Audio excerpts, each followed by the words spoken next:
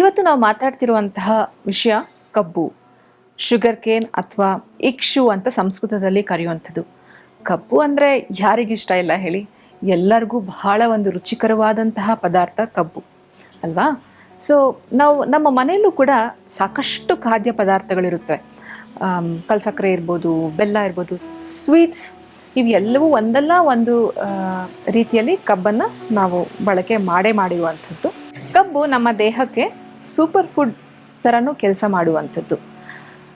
ಇದು ಹೇಗೆ ಬಳಸಬೇಕು, ಇದರ ಗುಣಧರ್ಮಗಳೇನು, ಮತ್ತು ಯಾವಾಗ ಸೇವನೆ ಮಾಡಬೇಕು, ಎಷ್ಟು ಸೇವನೆ ಮಾಡಬೇಕು, ಯಾವೆಲ್ಲ ಕಾಯಿಲೆಗಳಿಗೆ ಈ ಕಬ್ಬನ್ನು ಬಳಕೆ ಮಾಡ್ಬೋದು, ನಮ್ಮ ಆಯುರ್ವೇದ ಶಾಸ್ತ್ರ ಇದರ ಬಗ್ಗೆ ಏನು ಹೇಳುತ್ತೆ ಅಂತ ನಾವು ತಿಳ್ಕೊತಾ ಹೋಗೋಣ.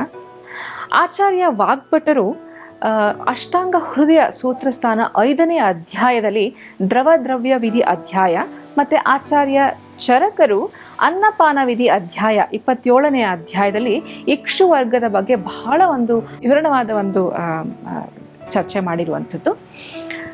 ಏನು ಹೇಳ್ತಾರೆ? ಬಹಳ ಒಂದು ಸುಂದರವಾದ ಶ್ಲೋಕ ಇದೆ. ಆಚಾರ್ಯ ವಾಗ್ಭಟರು ಈ ರೀತಿಯಾಗಿ ಹೇಳಿರುವಂಥದ್ದು: ಇಕ್ಷೋ ರಸೋ ಗುರುಹು ಸ್ನಿಗ್ಧೋ ಬ್ರಹ್ಮಣ ಕಫಮೂತ್ರ ಕೃತ್ ವೃಷ್ಯ ಶೀತೋಸ್ತ್ರಪಿತ್ತಗ್ನ ಸ್ವಾದುಪಾಕ ಸರಹ ರಸಃ ಅಂತ ಹೇಳಿರುವಂಥದ್ದು.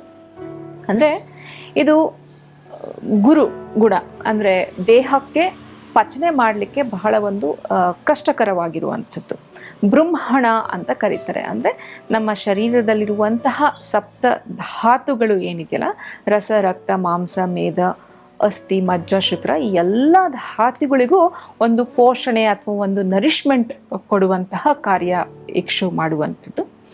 ಮತ್ತು ಕಫ ಮೂತ್ರಕೃತ್ ಅಂತ ಹೇಳಿದೆ.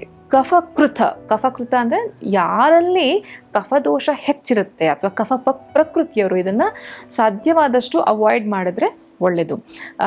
ನೋಡಿ, ಫಾರ್ ಎಕ್ಸಾಂಪಲ್ ಪ್ರಮೇಹನೇ ಇರ್ಬೋದು. ಪ್ರಮೇಹ ಅಂದರೆ ಡಯಾಬಿಟಿಸ್. ಇದರಲ್ಲಿ ಕಫದೋಷ ಜಾಸ್ತಿ ಆದರೆ ಕಾರಣ ಪ್ರಮೇಹ. ಸೊ ಪ್ರಮೇಹ ಹೇತು ಕಫಕೃಚ್ಚ ಸರ್ವಂ ಅಲ್ವಾ? ಅಂದರೆ ಹೇತು ಅಂದರೆ ಕಾರಣ. ಕಫಕ್ಕೆ ಸಂಬಂಧಪಟ್ಟಿರುವಂತಹ ಯಾವುದೇ ಒಂದು ಖಾದ್ಯ ಪದಾರ್ಥಗಳನ್ನು ನಾವು ಸೇವನೆ ಮಾಡಿದಾಗ ಮಧುಮೇಹಕ್ಕೆ ಒಂದು ಕಾರಣ ಆಗುವಂಥದ್ದು. ಸೊ ಹಾಗಾಗಿ ಇಕ್ಷು ಕೂಡ ಕಫವನ್ನು ಜಾಸ್ತಿ ಮಾಡುತ್ತೆ. ಹಾಗಾಗಿ ಇಕ್ಷು ಅಂದರೆ ಕಬ್ಬನ್ನು ನೀವು ಸೇವನೆ ಮಾಡಬಾರ್ದು, ಕಫದೋಷ ಇರುವಂಥದ್ದು. ಅಷ್ಟೇ ಅಲ್ಲದೆ ತ್ವಚ ವಿಕಾರಗಳಿಗೆ ಬಂದಾಗ ಕಫದಿಂದ ಉಂಟಾದಂತಹ ತ್ವಚಾ ವಿಕಾರಗಳಿದ್ರೂ ಸಹ ಅದರಲ್ಲೂ ಕೂಡ ಈ ಒಂದು ಕಬ್ಬನ್ನು ನಿಷೇಧ ಮಾಡಬೇಕಾಗತ್ತೆ. ವಾತ ಮತ್ತು ಪಿತ್ತದಿಂದ ಉಂಟಾದಂತಹ ತ್ವಚಾ ವಿಕಾರಗಳಿದ್ದರೆ ತಾವು ಈ ಕಬ್ಬನ್ನು ಸೇವನೆ ಮಾಡುವಂಥದ್ದು.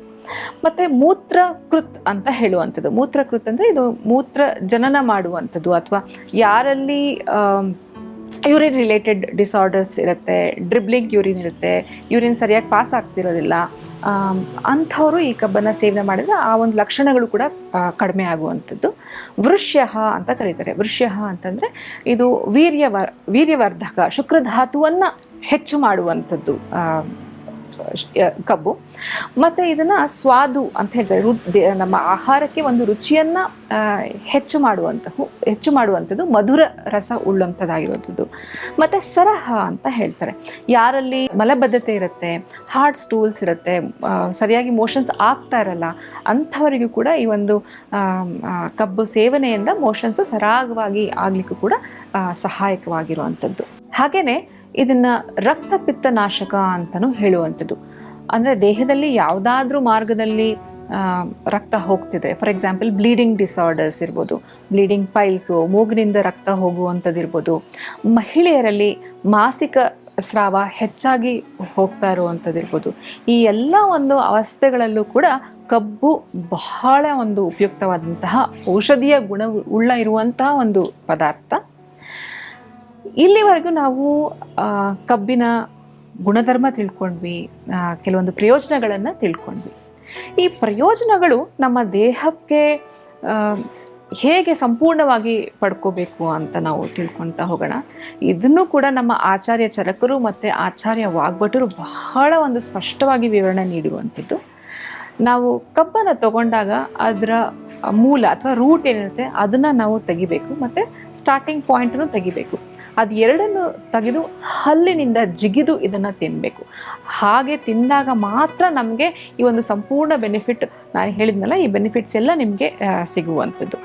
ಕಬ್ಬನ್ನು ನಾವು ಜಿಗಿದು ತಿಂದಾಗ ನಮ್ಮ ಸಲೈವ ಕೂಡ ಅದರಲ್ಲಿ ಚೆನ್ನಾಗಿ ಮಿಕ್ಸ್ ಆಗಿ ಡೈಜೆಷನ್ ಮಾಡ್ಕೊಳ್ಳಿಕ್ಕೂ ಈಸಿ ಆಗುತ್ತೆ. ಯಾಕೆಂದರೆ ನಾನು ಕಬ್ಬಿನ ಗುಣದ ಬಗ್ಗೆ ಮಾತಾಡಬೇಕಾದ್ರೆ ಅದು ಗುರುಗುಣ ಅಂತ ಹೇಳಿದೆ. ಅದು ಜೀರ್ಣ ಮಾಡ್ಕೊಳ್ಳಿಕ್ಕೆ ಹೆವಿ ಆಗುತ್ತೆ. ನಾವು ಯಾವಾಗ ನಾವೊಂದು ಜಿಗಿದು ತಿಂತೀವೋ ನಮ್ಮ ಸಲೈವ ಎಲ್ಲ ಮಿಕ್ಸ್ ಆಗಿ ಹೋಗೋದ್ರಿಂದ ಅದು ಪಚನೆಗೆ ಈಸಿ ಆಗಿರುವಂಥದ್ದು. ಇದರಿಂದ ಹಲ್ಲಿಗೂ ಕೂಡ ಒಳ್ಳೆಯದು, ಹಲ್ಲಿಗೂ ಕೂಡ ಶಕ್ತಿಯನ್ನು ಕೊಡುವಂಥದ್ದು ಒಂದು.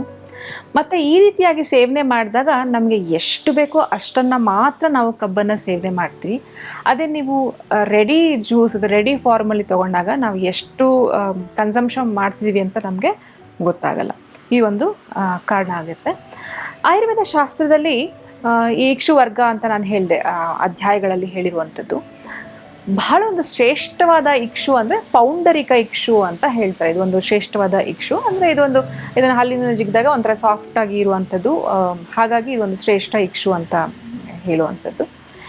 ಇಷ್ಟೇ ಅಲ್ಲದೆ ಈ ಒಂದು ಮಾರುಕಟ್ಟೆಯಲ್ಲಿ ನಾವು ಏನು ಕಬ್ಬನ್ನು ಯಂತ್ರಗಳಲ್ಲಿ ಹಾಕಿ ಕಬ್ಬನ್ನು ನಾವು ಸೇವನೆ ಮಾಡ್ತೀವಲ್ಲ, ಕಬ್ಬಿನ ಜ್ಯೂಸ್ ಏನು ಸೇವನೆ ಮಾಡ್ತೀವಲ್ಲ, ಇದ್ರ ಬಗ್ಗೆನೂ ಕೂಡ ನಮ್ಮ ಆಚಾರ್ಯರು ಬಹಳ ಒಂದು ಸ್ಪಷ್ಟವಾಗಿ ವಿವರಣೆ ನೀಡಿರುವಂಥದ್ದು. ಈ ರೀತಿಯಾಗಿ ಹೇಳ್ತಾರೆ ಯಂತ್ರಗಳಲ್ಲಿ ತೆಗೆದಂತಹ ಕಬ್ಬಿನ ಜ್ಯೂಸ್ ಬಗ್ಗೆ. ಕಿಂಚಿತ್ ಕಾಲಂ ವಿಧೃತ್ಯ ಚ ವಿಕೃತಿಂ ಯಾತಿ ಯಾಂತ್ರಿಕಃ ವಿದಾಹಿ ಗುರು ವಿಷ್ಟಂಭಿ ತೈನಾಸೌ. ಅಂದರೆ ಇದು ವಿಕೃತಿಯನ್ನು ಉಂಟು ಮಾಡುತ್ತೆ. ಅಂದರೆ ದೇಹದಲ್ಲಿ ಕೆಲವೊಂದು ಕಾಯಿಲೆಗಳಿಗೆ ಕಾರಣ ಆಗುತ್ತೆ ಒಂದು. ಮತ್ತೊಂದು ವಿದಾಹಿ ಅಂತ ಹೇಳ್ತಾರೆ. ವಿದಾಹಿ ಅಂದರೆ ದೇಹದಲ್ಲಿ ಒಂದು ರೀತಿಯ ಬರ್ನಿಂಗ್ ಸೆನ್ಸೇಷನ್ ಅಥವಾ ಆ್ಯಸಿಡಿಟಿ ಅಥವಾ ಪಿತ್ತವನ್ನು ಜಾಸ್ತಿ ಮಾಡುವಂಥದ್ದು. ಮತ್ತು ದೇಹಕ್ಕೆ ಪಚನೆ ಮಾಡಲಿಕ್ಕೆ ಗುರುಗುಣವನ್ನು ಇನ್ನೂ ಹೆಚ್ಚು, ಮೊದಲೇ ಗುರುಗುಣ ಇರುವಂಥದ್ದು, ಈ ಯಂತ್ರದಿಂದ ತೆಗೆದಂಥ ಮಾಡಿದಾಗ ಇನ್ನೂ ಹೆಚ್ಚು ಗುರುಗುಣಾತ್ಮಕವಾಗಿರುವಂಥದ್ದು. ಮತ್ತು ವಿಷ್ಟಂಬಿ ಅಂದರೆ ಮಲಬದ್ಧತೆಯನ್ನು ಉಂಟು ಮಾಡುತ್ತೆ. ಯೂಶಲಿ ಮಲವನ್ನು ಸರಾಗವಾಗಿ ಹೋಗಲಿಕ್ಕೆ ನಾವು ಯೂಸ್ ಮಾಡ್ತೀವಿ. ನಾವು ಯಾವಾಗ ಯಂತ್ರಗಳ ಮೂಲಕ ಜ್ಯೂಸ್ ತೆಗೆದು ನಾವು ಉಪಯೋಗ ಮಾಡ್ತೀವಿ ಅದು ಮಲಬದ್ಧತೆಗೆ ಆಗುತ್ತೆ ಅಂತ ಹೇಳಿರುವಂಥದ್ದು. ಇವಿಷ್ಟು ಗುಣಗಳು ನಮ್ಮ ಆಯುರ್ವೇದ ಶಾಸ್ತ್ರದಲ್ಲಿ ಹೇಳಿರುವಂಥದ್ದು. ಯಾಕೆ ಈ ರೀತಿಯಾಗಿ ಹೇಳಿದ್ದಾರೆ ಅಂತಂದರೆ, ನಾನು ಹೇಳಿದೆ ನಿಮಗೆ, ನಾವು ಕಬ್ಬನ್ನು ರೂಟ್ ತೆಗಿಬೇಕು ಮತ್ತು ಫಸ್ಟ್ ಪಾರ್ಟ್ ಕಟ್ ಮಾಡಬೇಕು, ಅದಾದಮೇಲೆ ಇದನ್ನು ನಾವು ಬಳಕೆ ಮಾಡಬೇಕು ಅಂತ. ಯಂತ್ರಗಳಲ್ಲಿ ಇದನ್ನು ಮಾಡಿದಾಗ ಏನು ಮಾಡ್ತಾರೆ, ರೂಟ್ಸ್ ಕಟ್ ಮಾಡಲ್ಲ, ಸ್ಟಾರ್ಟಿಂಗ್ ಪಾಯಿಂಟ್ ಕಟ್ ಮಾಡಲ್ಲ, ಮತ್ತು ರಿಪೀಟೆಡ್ ಆಗಿ ಇದನ್ನು ಜ್ಯೂಸ್ ತೆಗಿತಾನೆ ಇರ್ತಾರೆ. ಹಂಗೆ ಮಾಡಿದಾಗ ಸಾಕಷ್ಟು ಒಂದು ಗುರುಗುಣ ಶೇಖರಣೆ ಆಗ್ತಾ ಹೋಗುತ್ತೆ, ಹೆವಿ ಆಗುತ್ತೆ, ಟಾಕ್ಸಿನ್ಸ್ ಆಗುತ್ತೆ. ಹಾಗಾಗಿ ಇವೆಲ್ಲ ಒಂದು ಕಾರಣಗಳನ್ನ ಹಿಂದೆ ಏನು ಹೇಳಿದೆ ಇವೆಲ್ಲದಕ್ಕೂ ಒಂದು ಮೂಲ ಆಗ್ತಾ ಹೋಗುತ್ತೆ.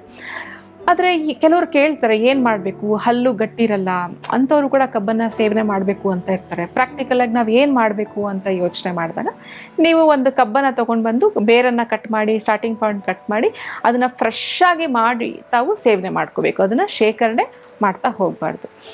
ಹೆಂಗೆ ಮಾಡಿದ್ರು ಕೂಡ ನೀವು ಒಂದು ಬೆನಿಫಿಟ್ಸ್ನ ಪಡ್ಕೊತಾ ಹೋಗ್ಬೋದು ವೀಕ್ಷಕರೇ. ನೋಡಿದ್ರಲ್ಲ, ಈ ಇಷ್ಟು ಒಂದು ನಾವು ಕಬ್ಬಿನ ಬಗ್ಗೆ ನಮ್ಮ ಆಯುರ್ವೇದ ಶಾಸ್ತ್ರದಲ್ಲಿ ಏನು ಹೇಳಿದರೆ ಅಂತ ತಿಳ್ಕೊತಾ ಹೋದ್ವಿ. ಸರಿಯಾದ ರೀತಿಯಲ್ಲಿ ಯುಕ್ತಿಪೂರ್ವಕವಾಗಿ ತಾವು ಸೇವನೆ ಮಾಡ್ತಾ ಬಂದರೆ ಈ ಒಂದು ಕಬ್ಬಿನ ಬೆನಿಫಿಟ್ಸ್ ತಾವು ಪಡ್ಕೋಬೋದು. ಈ ಒಂದು ಸಂಚಿಕೆ ನಿಮ್ಮೆಲ್ಲರಿಗೂ ಇಷ್ಟ ಆಗಿದೆ ಅಂತ ಭಾವಿಸ್ತೀನಿ ವೀಕ್ಷಕರೇ. ನಮಸ್ಕಾರ.